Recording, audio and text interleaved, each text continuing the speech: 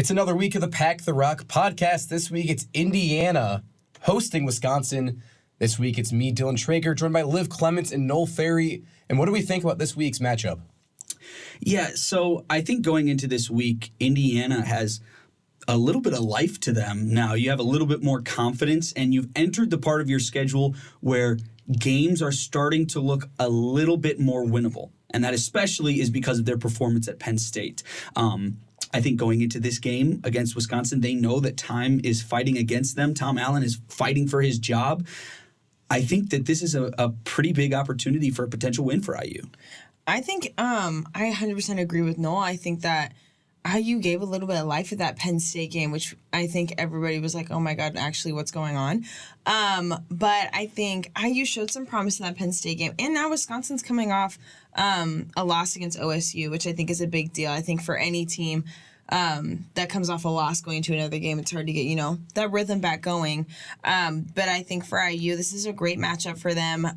Wisconsin's struggling with their QB that's been out for a while since Iowa, and now the new QB coming in, and they have big injuries. I mean, running backs out, wide receivers out. So it's really in IU's favor. I mean, either they take advantage of it or they don't. But this will be a really good game for them, I think. I'm excited for this game. I think IU has a lot of mojo going into this week. You look at Wisconsin, it's Tanner Mordecai, the 6-year senior quarterback who's been out since the Iowa-Wisconsin game. Mm-hmm. And it's freshman quarterback Braden Locke who's been taking the reps, but Wisconsin's offense really has been struggling under Locke's quarterback possessions. And I feel like IU's defense can really capitalize if they come out strong out of the tunnel. I mean, I think with IU's defense, they have to step up because you have no reason to really struggle on that side of the field. I mean, they're like with Wisconsin, like your top running back is out. You have Braylon Allen out, and then you have your top wide receiver out. So, and like your QB, like you said, like is a redshirt freshman, only played a couple games, maybe given 2.5. But Wisconsin's probably looking at IU the exact same. I mean, if you think about it, I mean, they just now, hopefully, put Sorsby as QB1 for the rest of the season. So they're probably looking at the exact same. I mean, no QB has really shown themselves. I did like Sorsby, though, at that Penn State game. I feel like I really did like how he handled stuff under pressure, especially against a Penn State defense. But I think the numbers so far, I mean, you see it with, like, Wisconsin as well with their QB. I mean, 2.5 games, only 535 yards so far, only 3 touchdowns. I don't really see him as a threat going against IU.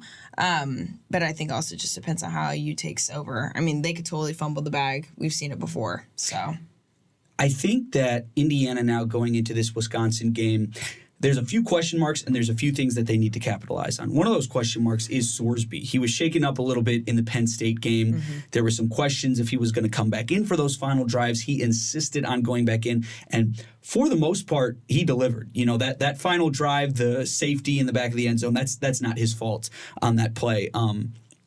So is he going to be at 100% health to be able to come in and have a good game against Wisconsin? That's a question mark. Cam Camper, didn't see him at all against Penn State. Supposedly a top receiver for Indiana, might be without him again.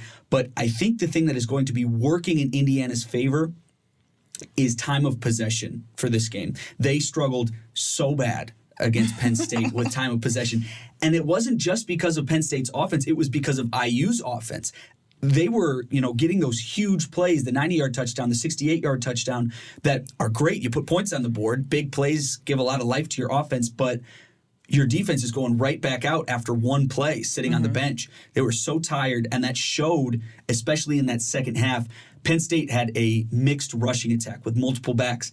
Wisconsin doesn't necessarily have that. So they're not going to be able to run the clock as much as Penn State was and spread things out on offense.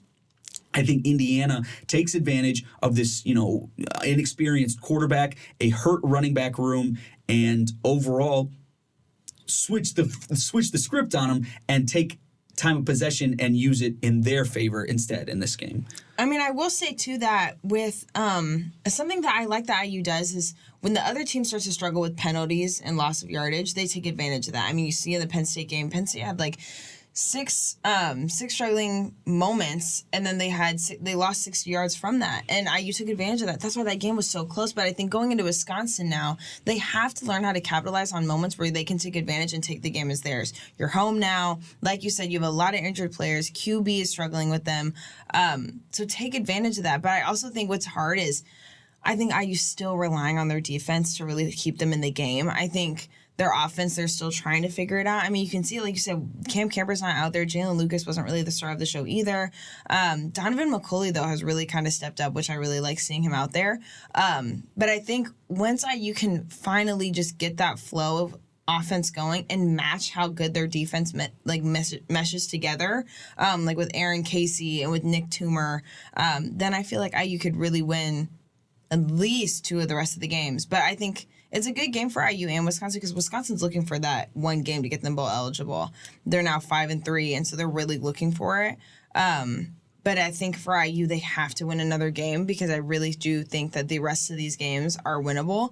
But if they lose this one, it's going to be really hard again for them. And no, looking back at what you said, I think IU definitely could take advantage of time of possession here. Wisconsin's defense not very strong, and their offense also isn't very strong as of lately. I think IU definitely could take advantage on the offense and defense. And one guy I think can take advantage on offense is Omar Cooper Jr. Definitely saw that in the Penn State game. He had a few catches, touchdown. Definitely could see him going out there for 3-4 catches and a touchdown this week. I like the way Sorsby's been playing with him. I think he definitely fits the offense with Sorsby more than Jackson. Yeah, I think in that Penn State game, you saw some of the most normal football plays from Omar Cooper Jr. I mean, this offense overall from Indiana just struggles to look normal out there and just run normal routes, normal plays, and have normal things happen. But Omar Cooper Jr., I feel like he can kind of fit into that role of a safety blanket potentially for Indiana. He's got good hands. He can run routes pretty well. Sorsby gets it to him. You saw that on his touchdown last week. I think, not necessarily the guy that is going to have that number one cornerback on him either for Wisconsin. So I think he's a guy who you could use positively in this Wisconsin game. I mean, what I like, though, is the fact that we're bringing up names that no one really talked about at the beginning of this season, right? The beginning of the season, we talked about Jalen Lucas, we talked about Cam Camper. We knew there was going to be a lot of transfers coming in, so we talked about EJ Williams. We talked about Kobe Minor. But I think we're bringing up names that no one really talked about, like you guys just said with Cooper Jr., but you also have with rushing, you have Josh Henderson out there, you have Trent Howland, sorry. And then you also have Carter out there too as one of the top receivers so far. So I think you're naming all these names that no one's really been talking about, but it's that flow that's finally getting on offense. I think, and you weren't talking about Sorsby either. Everyone's talking about Taven, and look at that now. So I think what's so important is that you're naming names that are finally getting a flow, and that's what I like to see from IU is that we're not following this is what we're usually doing, this is what we're going to do. We did them with fall camp, we're just going to do them all through the season. I know we didn't really like the back and forth quarterback, but you picked one, you're picking what receivers work with them, and I feel like that's 100% benefiting them. And I also think, just looking ahead, that I have a lot of confidence that Indiana will come into this game staying hot from the Penn State game. I think the offense is going to take control early. I think the defense is going to really power over. I've got Indiana keeping it close, but I've got Wisconsin taking it 24-20. What do you guys think?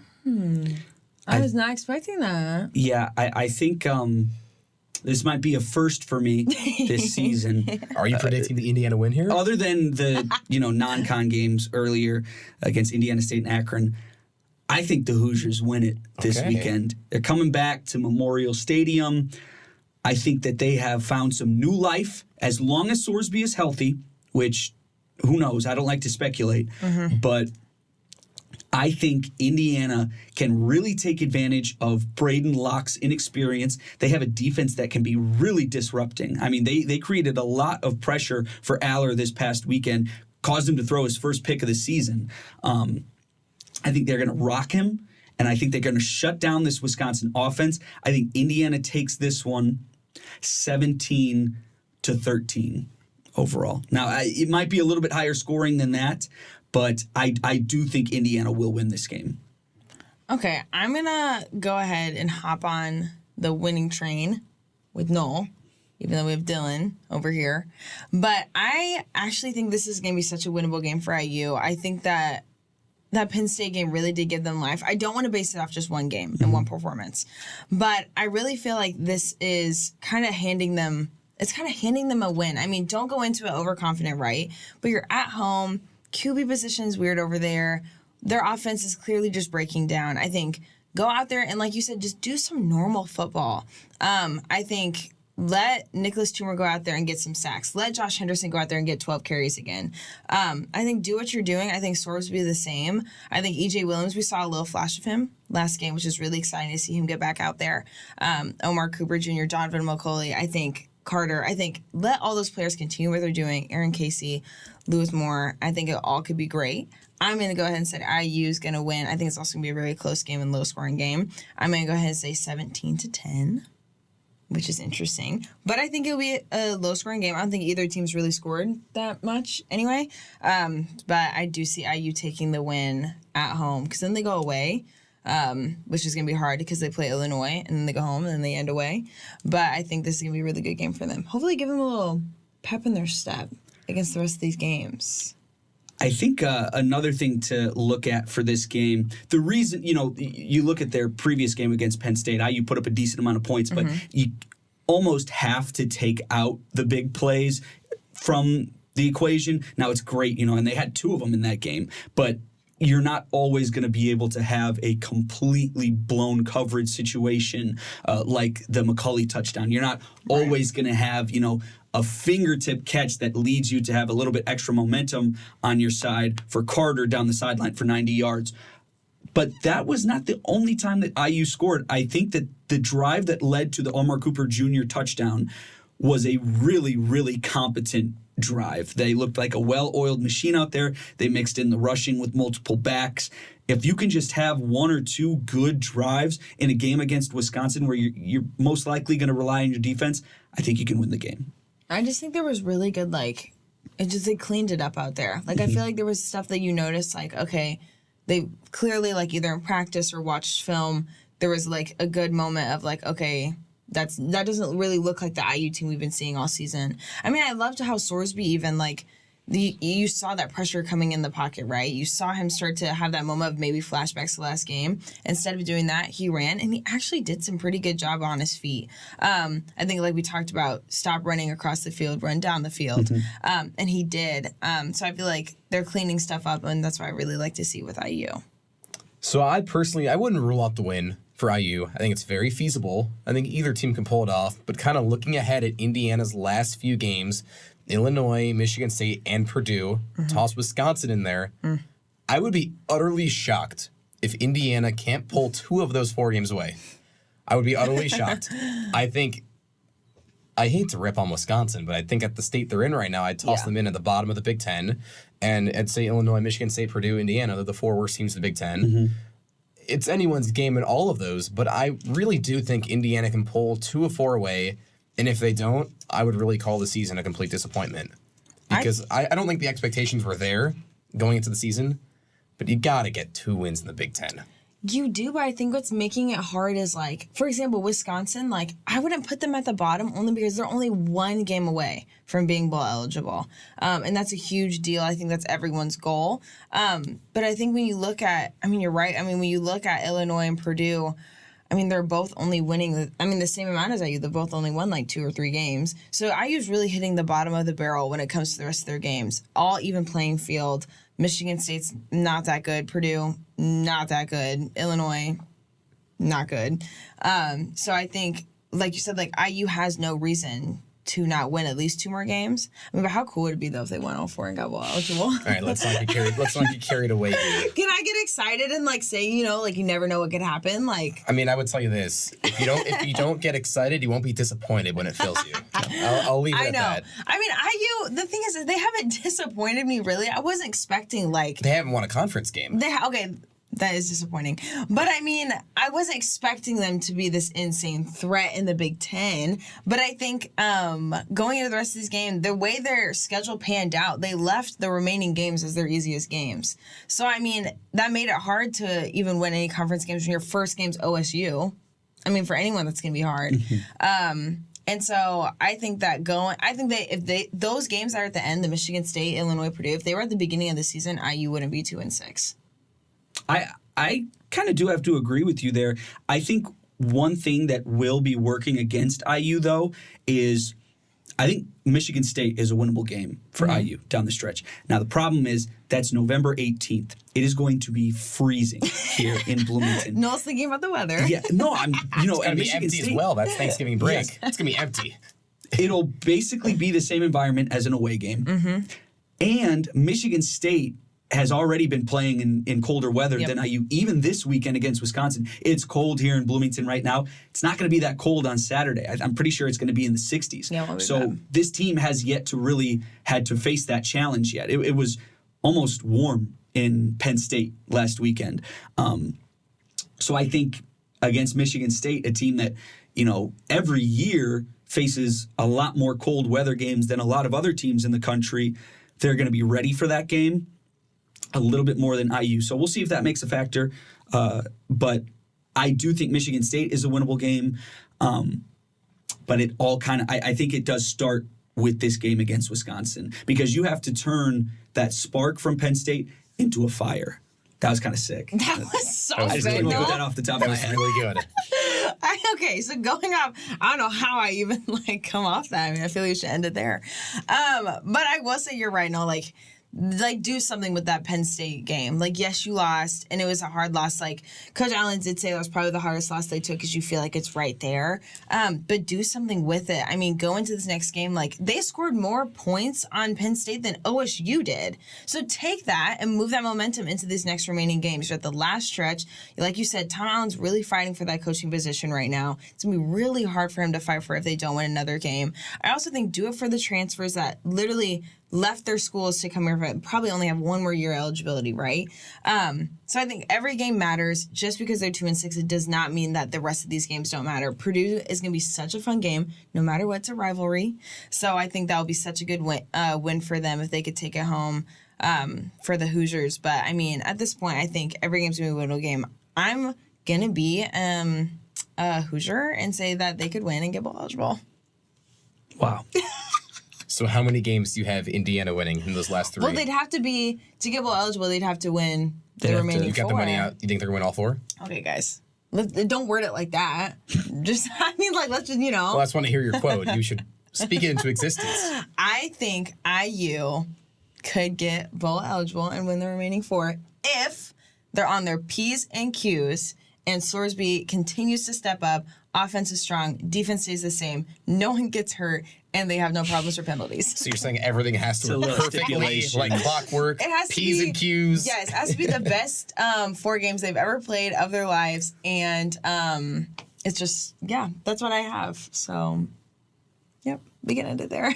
I think it's going to be IU. I'd definitely say 2 out of 3. Mm-hmm. That's good, though. I think Michigan State is a winnable game. I think Purdue is a winnable game. Totally. I think Illinois is a stronger team than those bottom Big Ten teams. They're losing in smaller margins to those top Big Ten teams compared to everyone else. I think Illinois brings a little more power to the table. But 2 out of 3, that's a good way to finish the season. Put a little mojo at the end. I've been saying that word all day. And maybe Tom Allen keeps his job for next year after winning 2 out of 3 against the worst teams in the Big Ten. But I think with Wisconsin, though, I feel like that is going to be they're not bad. I feel like that would be a good win for IU to have under their belt. I mean, any win is a good win for IU. Okay, any win's a good win. Okay, but after Wisconsin, each team continues to maybe get a little worse in their schedule. So that's what I'm saying. I mean, Penn State is probably their last hard game, I would say. Go against Wisconsin. They're 5-3. They've won 3 conference games, so it'd still be a good game. But I mean, they took Akron to 4 overtimes. So you really don't know what IU would do. I just don't go in too confident. That's my message to any player watching. Don't go in too confident. You never know what can happen. But take that energy from Penn State, like Noel said. Take that little spark and do something with it. And I think they could come out with the win. Hopefully, let's cross our fingers. And it also hasn't Indiana beaten Purdue since 2019, pre-COVID. It's been that long? 2019, November. Oof, wow. So it's definitely a long streak. Such a fun game, and it's gonna be freezing with weatherman Noel over here. It'll be a cold one. Yeah, it's going to be very cold. Something to keep in mind. Something to keep in mind. I mean, Indiana is not too bad. It won't be too cold by then. It'll be like December, November 25. November 25th, not December just yet. That's basically December. A few days after Thanksgiving. Yeah, you know. You're already getting ready for Christmas then. Basically, in the holiday spirit. No way. At November Already? 25? For sure. Gosh. Once I guess Thanksgiving I need to- ends, November 23, you put the ornaments away from Thanksgiving. Sorry, the whatever you have out, and turkey. you go right to Christmas. No, but for Halloween Liv- is over. We're already in Thanksgiving's mode. For you know? Liv, the best Christmas present would be a bowl eligibility situation for the Hoosiers. I don't think Santa's going to be delivering your presents this year. Guys, I don't mean to ruin your hopes. That's all I want. Let me just say, all I want for Christmas is IU getting bowl eligible this season. And, you know, You were too naughty this year. It's not going to happen. Tom Allen, you know, coming out Coach of the Year. I mean, come on, guys. Wow. Don't make that face. We never know, guys. You're kind of scaring me now. The thing is, I think I'm too positive. I mean, but last week on me and Noel's show, I did say IU was going to take a hard loss against Penn. I was did. not expecting them to even be But close. you were with the majority on that one, so that's not you going out against IU. That was every expert's pick, you know? Okay, if we're keeping it for real, I hope IU does get bowl eligible. They probably won't. I get them 3 games, though, for sure. But how embarrassed would you be in the bowl when IU gets blown back on their butts, losing by 40 on national television? Hey, you never know, Dylan. You never know. Come on. You never know. They were so close in that Penn State game that I know you weren't expecting it either. I wasn't expecting it, but I also was in Terre Haute, Indiana, covering Division III football with Dr. GC, so I didn't get to watch all of it. Dr. G. I would have loved to watch that game. I didn't get to watch all of it. Shout out Clavio, the guy that makes this all happen. Big shout out. Big shout out. Of course. But we'll see, though. I mean, this Wisconsin game will be fun. It'll be a good game for IU. I think it'll be awesome to go into the rest of their games with a win. So, Well, there it is. Indiana's going to be bowl eligible. According to Liv Clements, you can mark the words November 1st, 2023. They'll be bowl eligible. And that's what we have for this week on the Pack the Rock podcast. Indiana hosting Wisconsin this weekend. We'll see you next week.